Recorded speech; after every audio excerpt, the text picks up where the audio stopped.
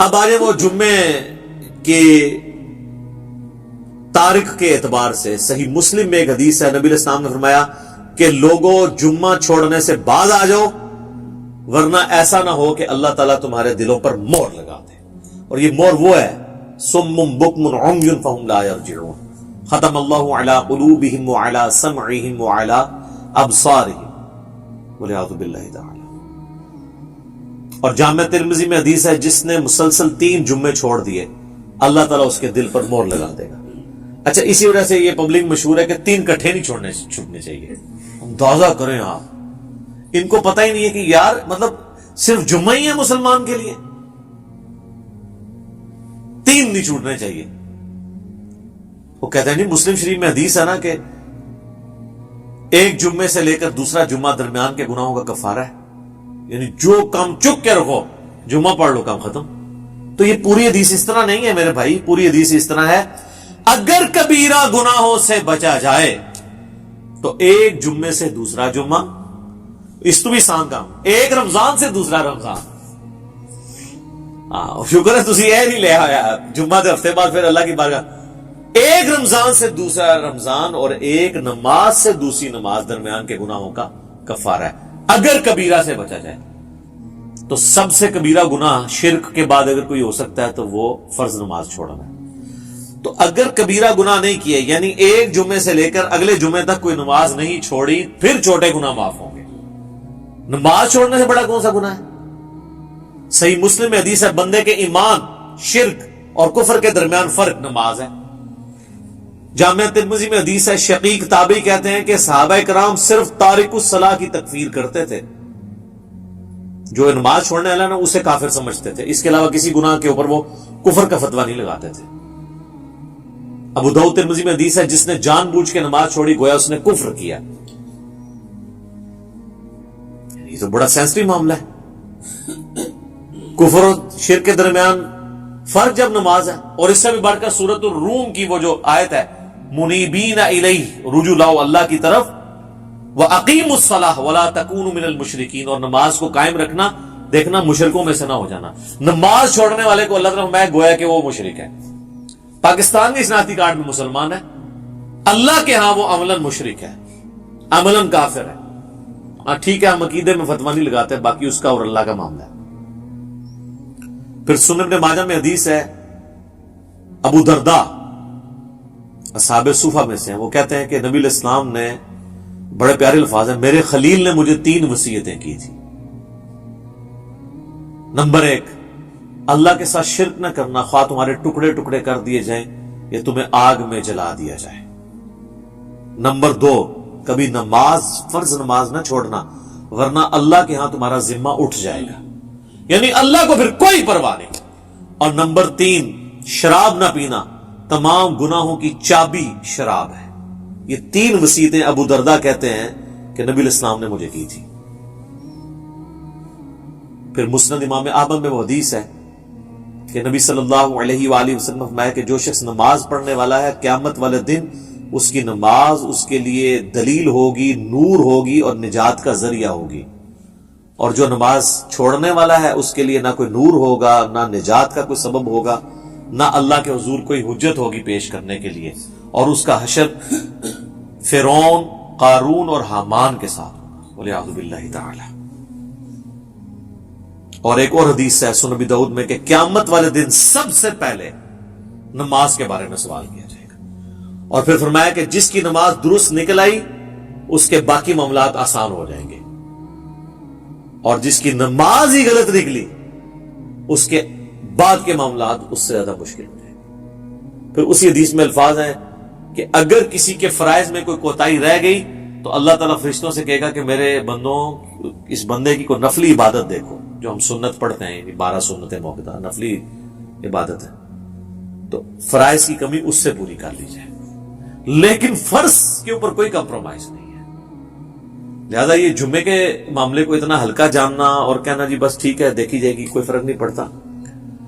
اور حقیقت بات تو یہ ہے کہ علماء عرب تو آپ کو پتا ہے کہ نماز چھوڑنے والے کی تکفیر کرتے ہیں، اور ان کے فتوے کے تحت تو پھر ظاہر ہے کہ نکاح بھی ٹوٹ جائے گا. جو انہوں نے پوچھا نکاح تو ٹوٹ جائے گا ظاہر ہے. اور ایسی عورت کو تو ایسے مرد سے بالکل طلاق لے لینی چاہیے. اس کو دھمکی لگائے کہ یا تو نماز شروع کر، جمعے کی نہیں، عام نماز بھی. ادروائز دیکھیں نا جی، اب یہ تو نہیں کہ آپ نے صرف کلمہ پڑھ لیا تو آپ مسلمان تصور ہو جائیں گے. یعنی اسلام 3 چیزوں کا نام ہے نا: اقرار باللسان، زبان سے اقرار کرنا، وتصدیق بالقلب، اور دل سے تصدیق کرنا، وعمل بالجوارح، اور اپنے اعمال کے ساتھ، جوارح کے ساتھ اس کو ایگزیکیوٹ بھی کرنا. جب میں آپ کو حدیث بتا رہا ہوں جامعہ ترمذی کی کہ صحابہ کرام علیہم رضوان تارک الصلاۃ کی تکفیر کرتے تھے.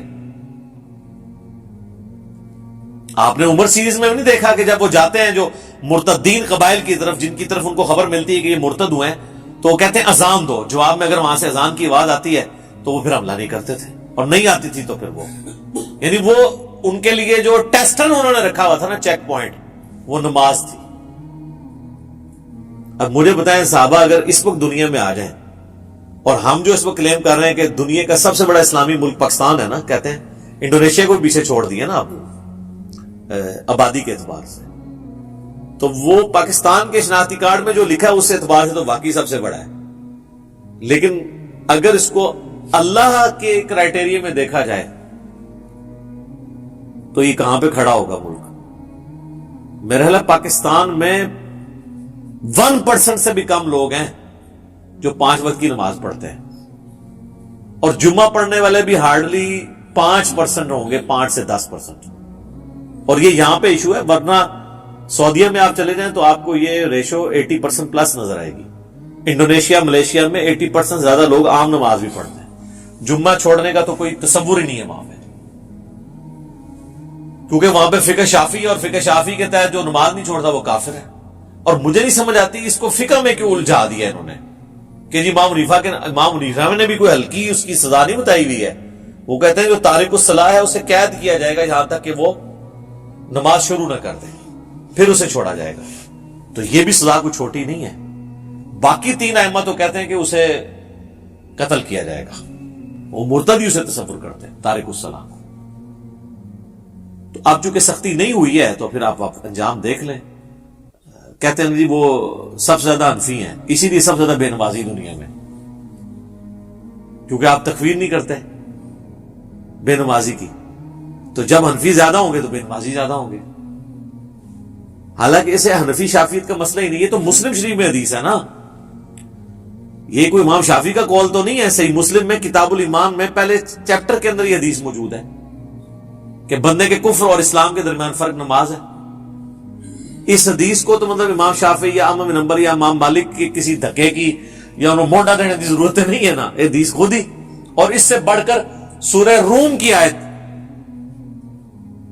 وَأَقِيمُوا الصَّلَاةَ وَلَا تَكُونُوا مِنَ الْمُشْرِكِينَ، نماز قائم رکھنا اور دیکھنا مشرکین میں شامل نہ ہونا. تو جناب یہ جمعوں وغیرہ کے چکر سے ذرا باہر نکلیں. جمعے والی بات تو یعنی یہ تو بہت بڑی بات ہے. عام نماز بھی اگر کوئی شخص چھوڑتا ہے، تارک الصلاۃ ہے، تو وہ قانوناً تو اسلام کی روح سے تو وہ اسلام سے خارج ہو جائے گا، الا یہ کہ وہ توبہ کر لے. ویسے تو یہ چھوٹے موٹے، ویسے تو ان کو یہ پڑھایا ہوا ہے کہ اگر کوئی بریلوی دیوبندی کے پیچھے جا کے نماز پڑھ لے یا اس کا نماز جنازہ تو اس کا نکاح ٹوٹ جاتا ہے، تجدید ایمان بھی اسے کرنا پڑتا ہے. اس سے کبھی یہ نہیں بتایا گا کہ تو نماز نہیں پڑھتا تو اس پہ بھی تیرا نکاح ٹوٹے گا. کتنا دیکھیں آپ کتنا بڑا مسئلہ ہے.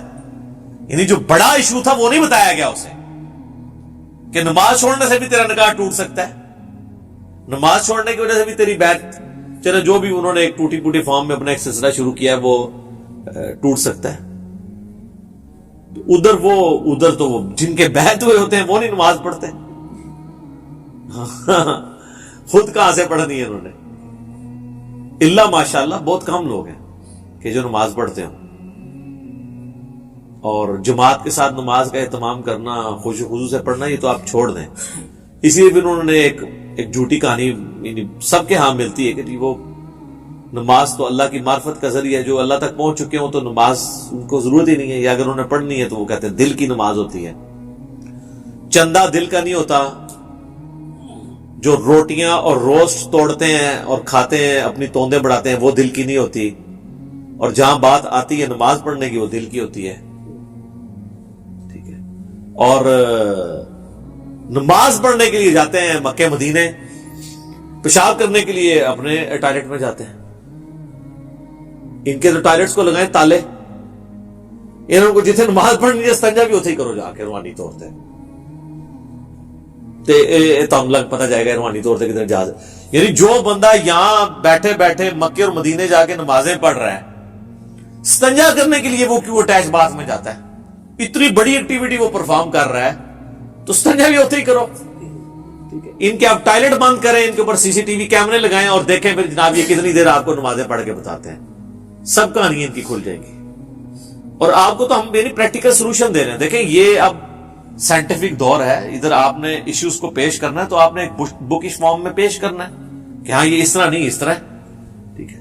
اور میں آپ کو بتاؤں یہ جو معجزات اور کرامات کو ہم مانتے ہیں لیکن یہ کسی کے اختیار میں نہیں ہے, الا ایک انبیاء کے ساتھ معجزات اٹیچ ہیں. کرامت اللہ تعالیٰ جس کے اوپر ظاہر کرتے ہیں. یہ جس طرح سپر مین اور ٹارزن بنا کے پیش کرتے ہیں نا بزرگوں کو, تو چونکہ ان کے دعوے ہیں نا تو کر کے بتائیں. نبی علیہ السلام سے اگر نبی علیہ السلام اللہ کا پیغمبر ہونے کا دعویٰ کر رہے تھے تو جب ان سے یہ بات کی جاتی تھی تو وہ فزیکلی سب کے سامنے کرتے تھے. بخاری مسلم میں حدیث ہے, ایک بارش نہیں ہو رہی تھی تو ایک صحابی نے کھڑے ہو کر کہا یا رسول اللہ کے حضور دعا کریں. وہ کہتے ہیں ہم چلچلاتی دھوپ میں گئے ہیں اور واپس آئے ہیں تو بارش شروع ہو گئی تھی, اور اتنی بارش ہوئی کہ اگلے جمعے تک ہوتی رہی, اور اگلے جمعے وہی شخص دوبارہ کھڑا ہوا کہ یا رسول اللہ آپ دعا کریں کہ ہماری ارد گرد زمینوں پہ تو بارش ہو, ہمارے گھروں پہ نہ ہو, گھر کی چھتیں ٹپکنے شروع ہو گئی ہیں. تو نبی علیہ السلام نے اپنی مبارک انگلی سے یوں اشارے کیے اور وہ بادل پھٹنے شروع ہو گئے. ٹھیک ہے. اور وہ کہتے ہیں جب ہم اگلے جمعے کے لیے گئے بارش میں تھے تو واپس آئے تو دھوپ تھی.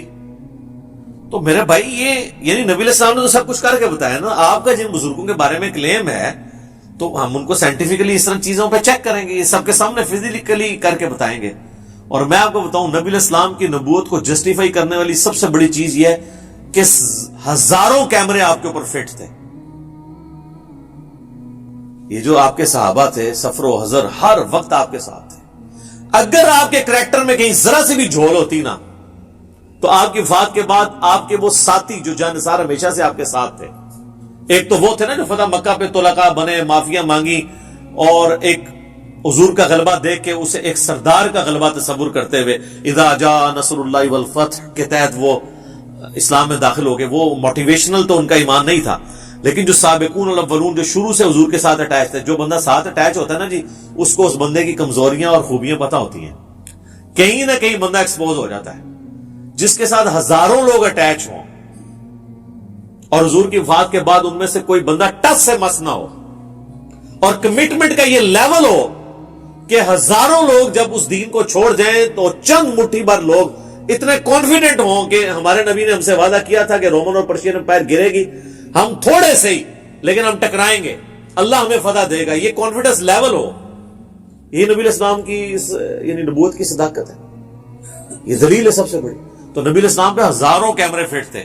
کہیں آپ کے کریکٹر میں کوئی جھول ہوتی, آپ کی بیویوں کے ذریعے باہر نکل سکتی تھی بات, آپ کے دوستوں کے ذریعے باہر نکل سکتی تھی. اور آپ جن بزرگوں کو مانتے ہیں ان کی کیا کیا باتیں باہر نکلتی ہیں. پرانوں کی نکلتی تھی وہ میں نے نکال دی ہیں, اور نیوں کی تو اس لیے نکل رہی ہیں کہ پرانے زمانے میں بھی اگر ان کو اسی طریقے سے پرانوں کو بھی چیک کیا جاتا کریٹیکلی کیمروں کے ذریعے یا باقی معاملات کے ذریعے تو آپ دیکھ لیتے کہ ان کے بھی ماشاءاللہ الا ماشاءاللہ اچھے لوگ بھی ہوں گے. میں نے یہ نہیں کہتا کہ برے لوگ ہی ہیں سارے, لیکن یہ ہے کہ یہ بڑی مشکل سے حسن ذہن قائم رہتا ہے کہ آپ اتنے یعنی عجیب و غریب قسم کے دعوے کرتے ہیں. اور آپ دیکھ لینا وہ ہمارے بھائی نے انڈرسٹینڈ اسلام کے اوپر وہ جو ویڈیو اپلوڈ کی ہے کہ بزرگ جو ہیں وہ استنجے کے لیے پتھر مانگ رہے ہیں تو وہ جس چیز کی طرف جاتا ہے وہ سونا بن جاتا ہے. اور پھر وہ جناب یہ بھی بتا رہے ہیں کہ حضرت وہ کہنے لگے جی بال بڑھ گئے تھے, انہوں نے کہا تیرے نبی کی سنت ٹوٹ رہی ہے تو اس لیے مجھے کچھ پیسے دے دے. یار اللہ کے بندو, وہ کہتے ہیں سال ہوا ہے کچھ نہیں آپ سے مانگا, اب یہ سنت ٹوٹ تو سنت بھی ٹوٹنے لگی تو ابھی بھی مانگنے کی ضرورت نہیں ہے. جس نے سال آپ کو بغیر کھائے پیے سارا کچھ معاملہ کر دیا ہے تو روحانی طور پہ بال کٹ جائیں خود بخود ہی. روحانی طور پہ اگر بندہ زندہ ہے تو بال بھی روحانی طور پہ کٹ جائیں, ناخن کٹ جائیں, ختنہ بھی ہو جائے, روحانی طور پہ نہیں ہوتا. سب کہانی ہے جناب. اللہ تعالی ہمیں فہم اور عقل دے اور ہم چیزوں کو صحیح طریقے سے سمجھیں. ٹھیک ہوگا.